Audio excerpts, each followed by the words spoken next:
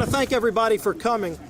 We're here today to file and speak in support of legislation that we're bringing forward to prevent and call out the reasons why we should not have a carbon tax. If you look right now, there are liberals in Washington running all around this town still trying to push for a carbon tax. From President Obama on down, you have Henry Waxman and a number of other members of Congress who have recently put forward a discussion draft. As we speak right now, the CBO is testifying before the Science Committee in support of a carbon tax. So this issue hasn't gone away, but neither have we. And we're going to stand strong in opposition to a carbon tax. And the reasons that we're doing this are many.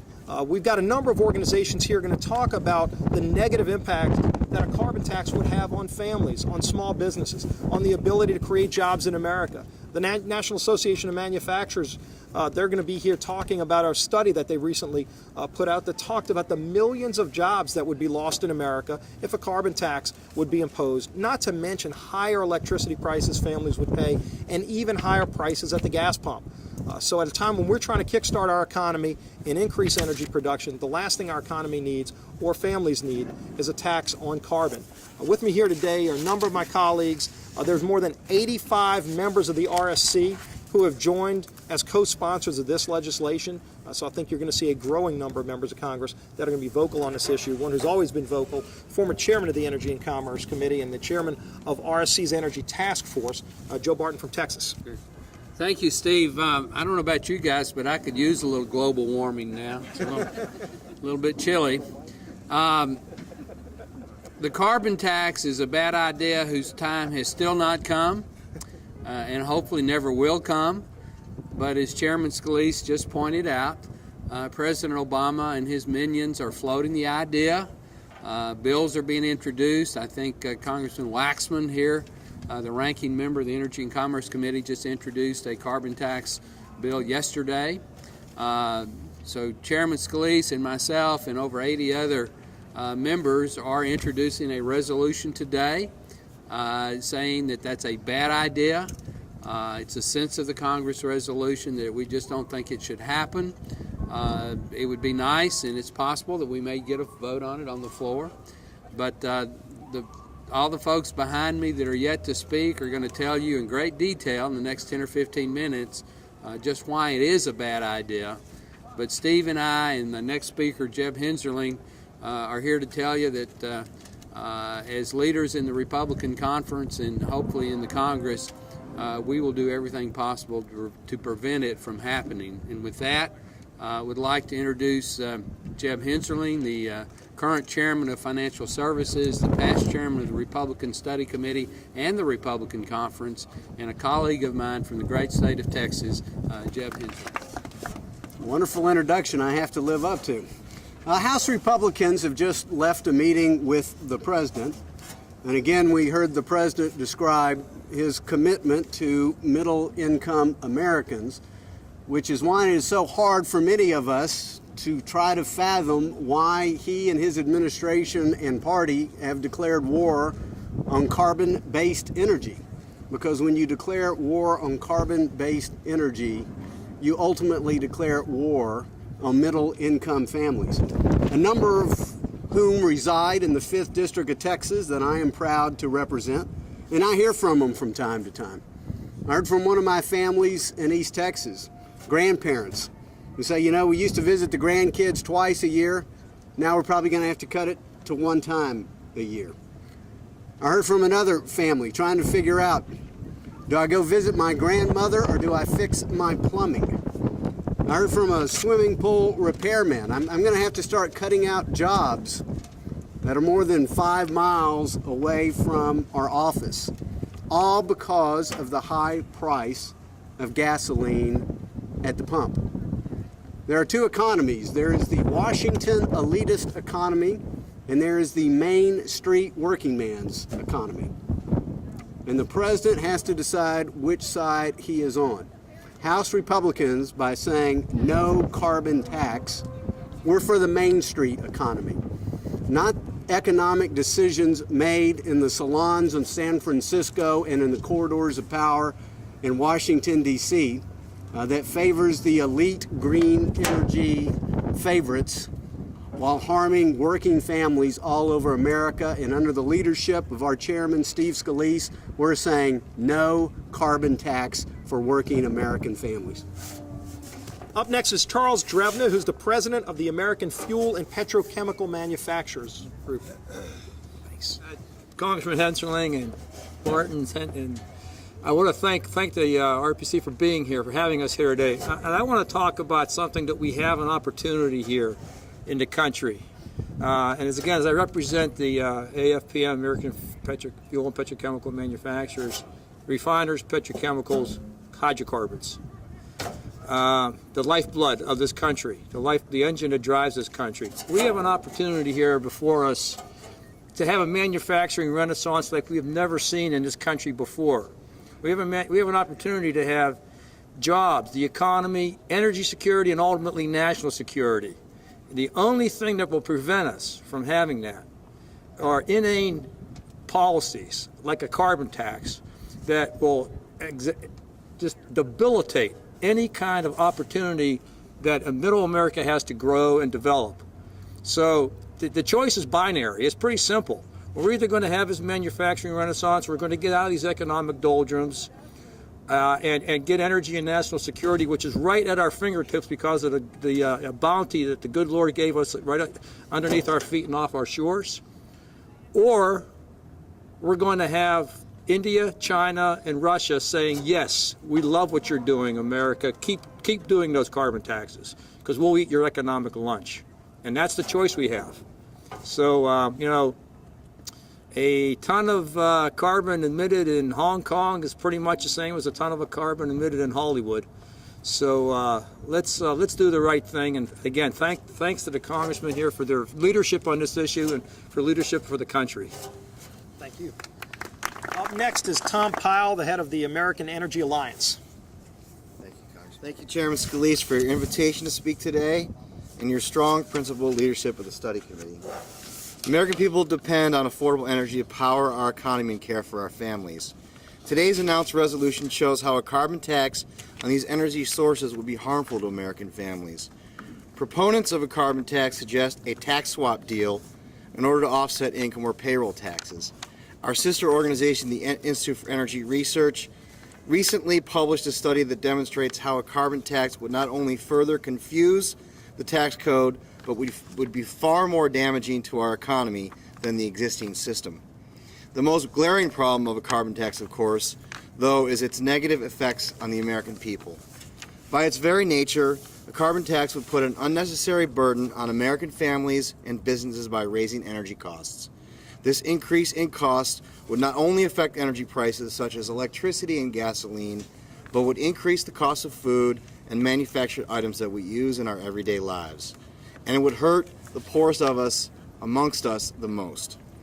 Chairman Scalise recognizes these negative implications.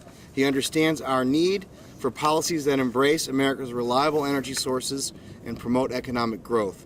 For all these reasons, I'm proud to stand here today with Chairman Scalise, Congressman Barton, and the rest of us in this fight on behalf of the American people, a fight we can win. Thank you very much. Thank you, Tom. The president of a group that has become the champion fighting against tax increases is Grover Norquist, the head of Americans for Tax Reform, who's here with us. First of all, this is not a tax on carbon. Carbon doesn't pay taxes. Most carbons don't have bank accounts you can loot. They do not have wallets that you can take dollars out of. Carbon doesn't pay taxes. This is a tax on Americans. This is a tax on people who drive cars. It is a tax on people who heat their homes in the winter. It is a tax on people who use electricity during their daily lives, in their work, and as they go through life. This is a tax on people, not on carbon. Second, this is a fight we're going to be having for the next 100 years, because the people who are arguing today for taxing people who use carbon are going to be pushing for that, whether it was global cooling. I'm old enough to remember global cooling was caused by carbon, then global warming was caused by carbon, then they gave that up and it was climate change was caused by carbon, but they always want the same tax to solve each of these three problems. They'll be back because you cannot have a European-sized government with just the income tax. You have to have a broad-based consumption tax to loot the middle-income people and lower-income people to get the amount of cash that you need to have a government the size of France or Greece or some of our European friends. So they'll come back after we beat this one again and again and again, like the little land shark in the skit, okay, trying to reintroduce themselves as a different thing that isn't this time a tax on middle-income Americans, but it always will be. And if you want to know where President Obama is on this, you remember in 2008, he said he would never, ever, ever raise any taxes of any kind on anyone who earned less than $250,000 a year. And starting of August in 2012, his promise in this election changed. It was, my plan, he said, repeatedly, more than 6 times, is if you earn less than $250,000, you will not pay additional income taxes next year. You note 2 changes.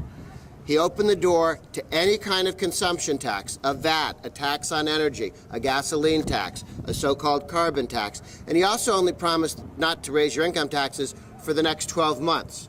So he has made it very clear, both by the size of government he tries to get the government to spend to, and by his changed promise that he's open to a tax on middle-income and lower-income Americans called a carbon tax or a gas tax or an energy tax or a VAT. And this is the beginning of driving a nail into the coffin of that idea until they come back again in 3 years with the same idea dressed in a different outfit. Thanks.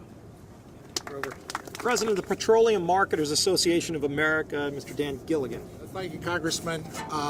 PMAA represents 8,000 companies in the United States that have supply fuel to 100,000 gas stations, 7 million households, diesel to truck stops.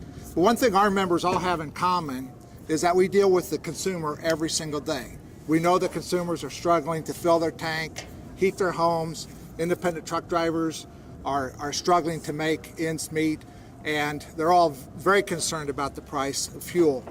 And we've learned, I think consumers are generally accepting of price increases and decreases if they're happening in an honest market. As long as the market's honest, they accept that. But I think American consumers would really question why in the world would the Congress of the United States artificially increase the price of gasoline, diesel, and heating oil, because that's what a carbon tax would do. It would artificially increase that price, which would create a burden for all of those people. So I have sort of an open invitation to any member of Congress that would like to have a town hall meeting at a gas station and explain to those there why a carbon tax is a good idea, or why artificially increasing the price of gasoline, diesel, and heating oil is a good idea. I don't think I'll get many takers on that invitation, but a carbon tax is bad for our country, it's bad for our economy, and it's bad public policy. Thank you.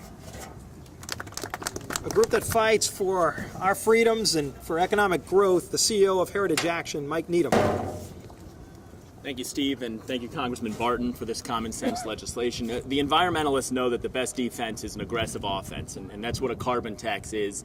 It would have an absolutely devastating impact on our economy, and it's a distraction for Congress from focusing on what they should be, which is creating jobs and unleashing the power of America's energy resources. President Obama's own bureaucrats have said that these type of environmental regulations would make the $15,000 car a thing of the past, and we also know they would have a devastating impact on blue-collar jobs. So we applaud Congressman Scalise, Congressman Barton for pushing this issue in this legislation, and we urge Congress to focus on the important issues like creating jobs and unleashing the power of America's energy resources. The President of Industrial Energy Consumers of America, Mr. Paul Ciccio. Every one of my member companies are energy intensive, trade exposed. They are energy intensive. They use substantial quantities of electricity and natural gas feedstocks.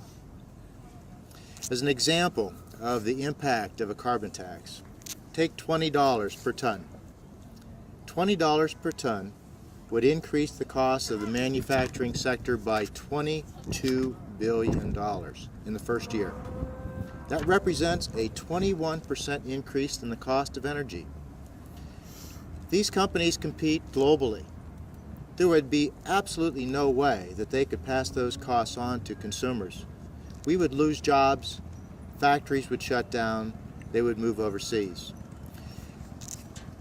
Let's take the Senate Boxer bill as an example that would increase the carbon tax by 5.6% per year. That $22 billion number that I mentioned to you on the industrial sector over 10 years increases to $40 billion. The manufacturing renaissance could not survive a carbon tax of this nature. Thank you. Lawson Bader, the president of the Competitive Enterprise Institute, where Freedom Action is housed. Thank you, gentlemen, for your leadership on this issue. As our name suggests, enterprise is something that might be lacking in this country at the moment. And unfortunately, we're in a town where too many individuals and groups love to use the tax system as a way of actually jump-starting enterprise, which is entirely the opposite reaction. And in most of those cases, they may either be able to pay it or other people pay it on their behalf. And it's all about feeling good about themselves. And frankly, on behalf of CEI, that's a problem that we have. So on behalf of CEI, we stand behind you and appreciate your efforts, and we look forward to a positive resolution. President of the Fertilizer Institute, Ford West. In production agriculture, a carbon tax is very simply a farmer tax. Farmers will bear the brunt of the cost of a carbon tax through increased input costs, increased cost of fuel on the farm, increased cost of transportation and getting their product to a market in a global environment. And they will be the ones who will have to pay the carbon tax. Now, farmers are working very hard right now to reduce their environmental footprint through the adoption of tools of precision agriculture and the 4R nutrient stewardship system, right product, right rate, right time, right place. They are working very hard to improve their efficiency. For example, corn farmers are growing 87% more corn today than they did in 1980 using 4% less fertilizer. It is that efficiency that's driving them, and a carbon tax will blunt that efficient use. The carbon tax was a bad idea in '93 when Congress rejected it in the Clinton administration, and it's a bad idea today. Finally, Jim Martin, he's the chairman of 60 Plus Association. Thank you, Mr. Chairman. Before I speak about seniors and taxes, let me point out I'm wearing this hat simply because my favorite senior, my mom, my sainted mom, pointed out a long time ago, you lose 40% of your body heat through your head, so I wear a hat. And I grew up down in Florida, although I'm a native of Kentucky. Look, let me point out one thing. There was one segment of our population, senior citizens, that voted not once but twice against President Obama. Against candidate Obama in 2008, President Obama in 2012. They voted against him in pretty good numbers in 2008. They voted against him in almost landslide numbers in 2012 because of things like taxes that slice into their diminishing income. Whereas the carbon tax or all the taxes on that are embodied in Obamacare. Senior citizens are against it. They voted heavily. That's why I like to point that out. I got to tell you, there are too many taxes out there now for seniors, and this is one of them. We thank you, Chairman Scalise, Chairman Barton, and others for bringing this to the fore. Thank you. The chairman of the Fisheries and Wildlife Subcommittee of Natural Resources, John Fleming. Ladies and gentlemen, make no mistake about it, the carbon tax is a heavy burden that comes down hard on hard-working Americans and those on fixed income. Take my district, the 4th District of Louisiana. We had the Haynesville Shale natural gas play. It has really lifted our economy through this difficult recession, and we've done quite well as a result of it. A carbon tax, it would devastate that industry. It would devastate the distribution and transportation that we have going as well, and the two major military bases that we have. So for the sake of our economy, for the sake of our hard-working Americans, those who are on fixed income, and the families who will have to pay this cost at the gas pump and in other places, we really all stand together today in support of this resolution to not now and not never have a carbon tax. Now with us from Kentucky, one of the leaders in the fighting against the war on coal is Andy Barr. Thank you very much, Congressman Scalise. Thank you for your leadership on this very important issue. My name is Andy Barr. I'm a freshman congressman from the 6th Congressional District of Kentucky. And in Kentucky, we are the 3rd highest producing coal state in America. We enjoy the 4th lowest industrial utility costs in America as a result of our coal industry. The coal industry employs directly 19,000 mining jobs in Kentucky and 3 additional jobs for every mining job. Unfortunately, as a result of this administration's war on coal, we've lost 3,000 mining jobs in just the last several years. And I wish that the proponents of this bad idea could have been with me back in Kentucky last week when I learned in Nicholas County, Kentucky, that Joy Global, a mining supply manufacturing facility, was closing its doors. This has real consequences for the American people. And I would just urge the leadership in Congress and this administration to abandon forever this bad idea and put people ahead of politics.